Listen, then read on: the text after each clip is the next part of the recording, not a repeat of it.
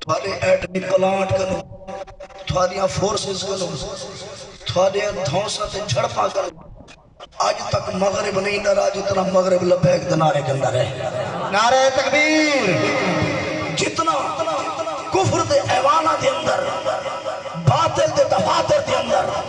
اس محمد عربی دے نعرے نے زلزلہ بپا کی تے اتنا کرہی بھی نہیں کیا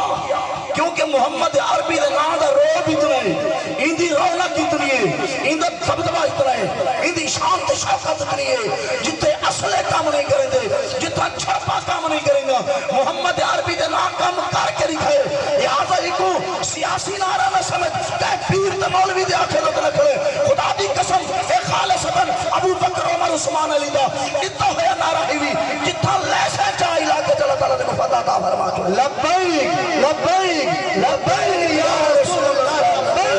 لبیک لبیک لبیک یا رسول اللہ لبیک لبیک یا رسول اللہ میرے خیال ہے لوگ یہ سمجھتے ہیں اگر اسا لبیک یا رسول اللہ نعرہ لایا سادہ شاید کہ سیاسی پارٹی دوں نہ کٹا ویسی کملہ بڑھ دے ایک پاس ساتھ کو ملا سبحان اللہ ایمان اللہ سے میں پاس نواز شریف کو ملا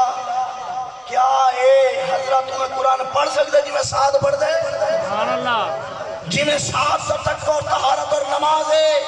کیا طرح عمرانی میں پڑھ سکتے انہا تا اسمبلیاں دے جہی آیت پڑھی